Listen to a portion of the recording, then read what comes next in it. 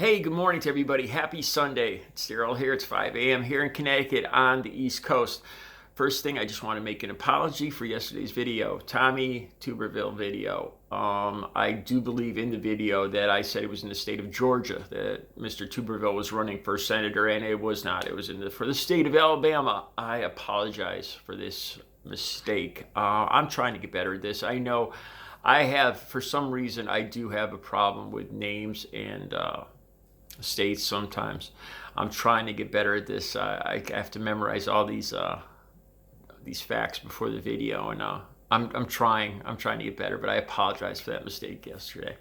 All right, on to today's video. Just recently, the bail, the McMicheals, Travis and Gregory, I believe I got that name right, went up they wanted to get bail. I believe they've been denied bail for the Ahmoud Arbery shooting back in February, where the father and son and a friend saw Ahmoud Arbery, an African-American jogger, going by their house, assumed, or at least they said they believed that he was somehow involved in neighborhood burglaries, that he resembled somebody they thought may have been burglarizing the neighborhood. As far as I could see, there was only one police report that a handgun was stolen from their truck. They say they suspected this jogger. Chased him down.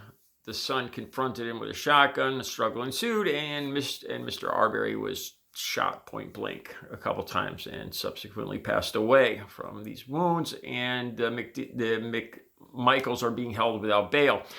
Probably for good reason. Some of the evidence presented in this case on my community page is a clip from the courtroom hearing where they have the older McMichaels caught on a phone call. They know these phone calls are taped from the jail.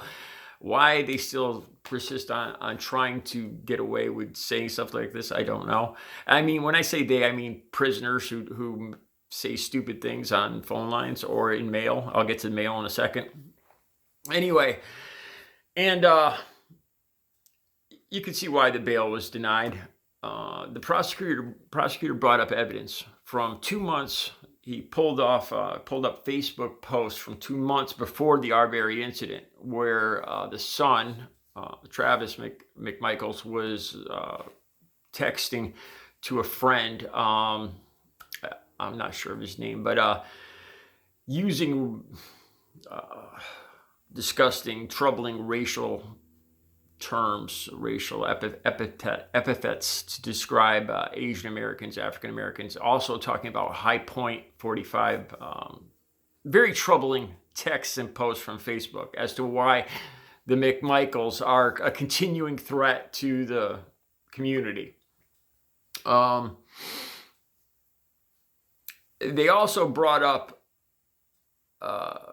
the fact that prisoners are presented with a handbook saying that if they try to send coded mail, it's going to be taken away and used as evidence against them. And I guess it was the younger McMichaels again did this. So the prosecutor's argument was, look, these guys refuse to follow the regulations while they're in jail. What makes anybody believe that if they were given a chance at bail or out on bail, what makes you think that they're going to follow the regulations then? Which is a great point.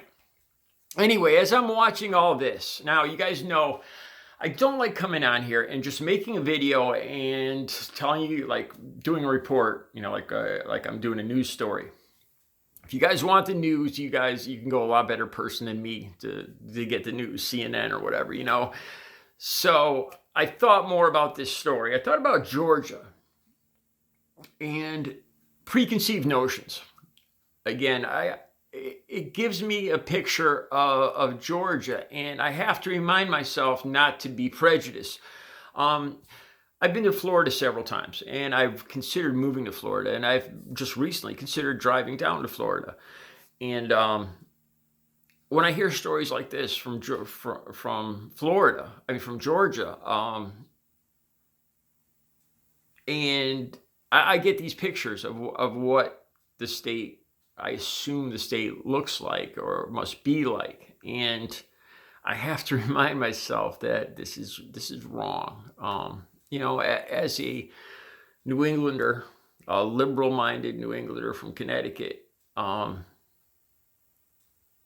I consider myself open-minded, but I still get these preconceived notions of what I think all of Georgia looks like, and I have to remind myself.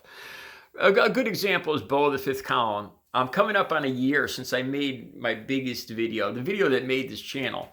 The name of my video was "Let's Talk About Beau, the Fifth Column." It's the first time I ever saw any of his videos, and like I say in this video, I admitted as soon as I saw him, I went right down to the comments before he even started talking. And I was ready to start ripping into him. And then he talked. And it blew my mind. I felt like an idiot. It dispelled a lot of rumors. I want to say dispelled. It blew apart, not rumors, my preconceived notions of who I thought he was, who I thought a lot of Florida or southern states are. Let me talk about a couple other incidents where I have to remind myself. Like I said, I consider myself very liberal, very open-minded, but on a daily basis, I have to remind myself that, I have to judge people or look at people one at a time. I can't preconceive. I can't prejudge people just because they live in the South, just because they're a certain color. And I know this is something we all know, but the fact that I do have to remind myself on a daily basis, is why I'm making this video. Let me talk about how just recently Texas. There was supposed to be a blue wave, and Texas was going to flip blue, right? But it never happened. So you guys know how I love numbers, right? And graphs and all that. So I pulled up the state of Texas, and I was looking county by county. I was curious as to who voted for who, where. And as I went up through the counties through Texas, it got more and more Trump supporter orientated. And I came to one county, I think it was called Arlington County, I'm not sure. And it was like 95% Trump voters. It was a small county. It was like 2,000 votes, maybe about 1,800 for Trump, and there was maybe 7 for Biden. And I got a picture in my head of what I thought this town must be like, and how terrified I would be to drive through this town as a Connecticut Yankee, a liberal-minded Connecticut Yankee, especially thinking that all Texans, must have guns, and if I ever got pulled over with my Connecticut plates, oh my God, what would happen to me? And I have to remind myself too that those are prejudice ideas. I can't do that. I have to judge people one at a time. I can't. I'm sure there's a lot of Trump supporters. It's hard for me to say. I'm sure that there's a lot of Trump supporters that are very good, that are good people.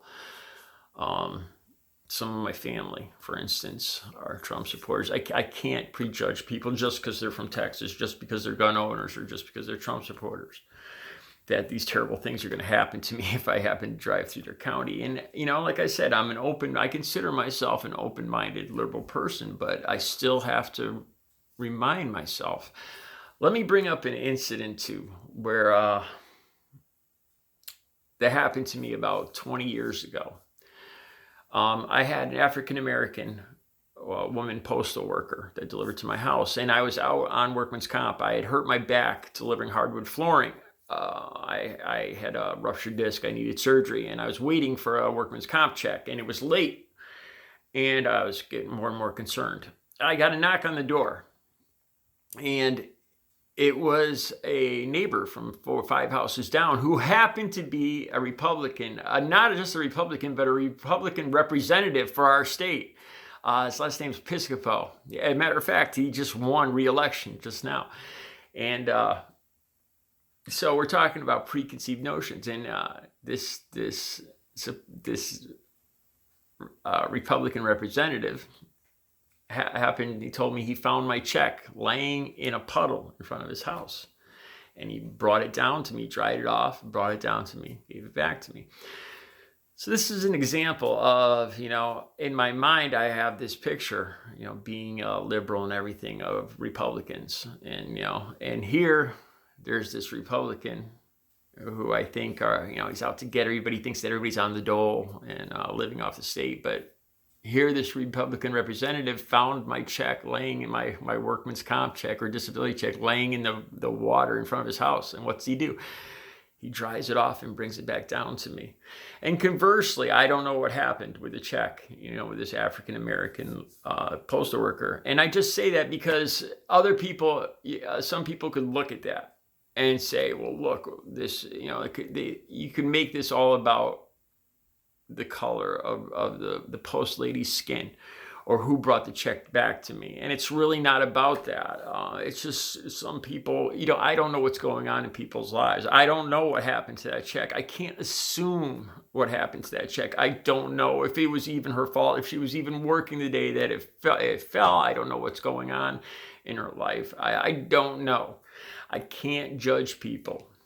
Like I said, I could see how some people could easily look at that and make a judgment on that. And you have to remind yourself that you have to judge people one at a time. Let me tell you about one other interesting incident. 25 years ago, when I was in California, in San Diego. I was renting a surfboard in San Diego. I was about 23 years old. And I was renting a surfboard from a bunch of beach entrepreneurs, surfers. And I had to give them my license in order for collateral to rent a surfboard for the day. And as soon as it was $15 a day to rent a surfboard. So when I gave my license, though, he went and talked to his friends over on the porch, and he came back and he said he made a mistake, that it was actually $15 an hour, not $15 a day. Yeah. So basically what happened here is he found out I was from Connecticut. He assumed that everybody from Connecticut is wealthy and that he should charge me more. He should screw me on this. I ended up, and when I started confronting him about this, talking about this, it wasn't a big situation or anything, but he said, "Come on, dude, you're from the insurance state. You could afford it." He actually said that to me. I ended up paying $20 for the whole day, so I ended up getting screwed anyway. But this guy thought that everybody from Connecticut was Richie Rich, then I deserved to pay more than anybody else. And this has happened before too. And I don't know if people don't realize too that there is a higher median income here in Connecticut, but we're probably one of the most taxed state, and we have some of the highest prices in the country too. So we're just getting screwed just like everybody else. We get more money, but then we pay more money. Again, it's this preconceived notion. I think we're all getting screwed. We're all getting screwed regardless of what state we live in. Or I wasn't going to bring this up, but look at Donald Trump and the way he's handling New York State now. He made a comment the other day about the COVID-19 virus, about vaccine, and he made a comment saying that they're not going to deliver the vaccine to New York State. They're going to have to wait and let Governor Cuomo ask or beg for the vaccine. Trump actually said this. Now, let's just cut the crap here. What Trump was saying is Trump is bothered by anybody